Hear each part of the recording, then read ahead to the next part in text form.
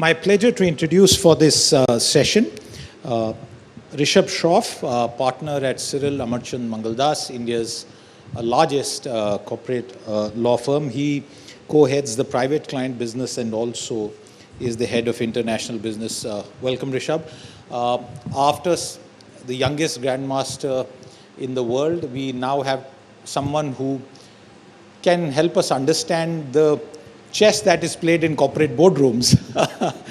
But Rishabh, I want to begin by telling our audience of a certain context. You're the fourth generation of the family business. You've been around for decades and decades and have a absolutely fantastic overview of what's happening in corporate India. But I want to start with referring to a recent statement by Uday Kotak, where he seemed to suggest that the younger generation of business families is perhaps not as interested in the grind of doing business, especially in the Indian context, and would rather manage their wealth through family offices and not really sweat it out. Do you agree with that categorization? Firstly, thank you for inviting me for this, Siddharth, and to the India Today team. It's a very hard act to follow after India's best robot and India's youngest chess champion, so please bear with us. So I kind of agree and disagree with what Mr. Kotak said.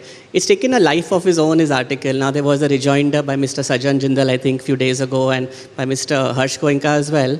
They kind of are saying the same thing, that today's next gen, today's leaders in their 30s and 40s are really spending more time investing in businesses through their family office and not really doing the hard grind, sitting on factory floors and dealing with unions and tax and all that stuff. So there are two parts to what he was saying. One, I think, is just how they spend their time in just terms of deploying capital through family offices. I think that's a good thing for India. I think it's showing a sign of a very mature economy, that we move to a situation, business are in third, fourth generations today, where you have professionals running the business, you have the next gen freed up to focus on, I guess, their passions, their interest. And they're kind of following the Prime Minister's dream of building a Viksit Bharat by 2047, where you need something 30 trillion GDP coming. And where's it going to come from? I think a large chunk of it, or a healthy chunk of it, will come from this family office capital. So whatever reports I've seen are about 400 or so in India. I think we are 10 times too short for where we need to be in terms of family offices. If you see the US today, same kind of ecosystem, they have 8,000 family offices. We have 400. So I think in terms of Mr. Kotak's premise that maybe there are too many today, I don't agree with that. But in terms of his view that people spend too much time on it, yes, I agree. I think next gen, I think, spends too much time sometimes on the investing side, not on the build side. So I think unless you've been on the factory floor, you've been in the boardroom, you've been in the kind of sweatshop, you don't really understand how to value and invest in businesses. So that is something I think we should let our seniors really groom on next gen and focus on. We were sitting right there in the hall when Mukesh was on the stage, and that's a fantastic story of hard work, entrepreneurship, and dreams. While you were watching him, did this thought ever cross your mind that, hey, this is a business that I could invest in? Yeah, so actually, I think this also, in your earlier session with Namita Thapar, I think she also, something she was saying about not every business has to be for a profitable investment, sometimes also for social capital.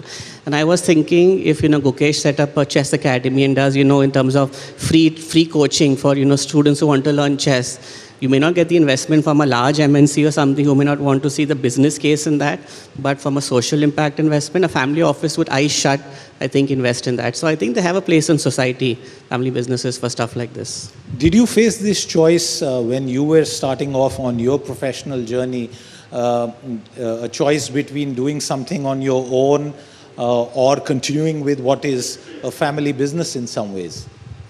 Yeah, so I kind of asked myself this question at many inflection points in my career. Today, we are a 108-year-old family business, and as you said, I'm generation 4 in the business. So there already have been 2 successful transitions which have happened before me. My father took over in '94 when my grandfather passed away, and now he's sort of 65-ish. He's thinking also about what next. How does he want to spend the rest of his active career as well?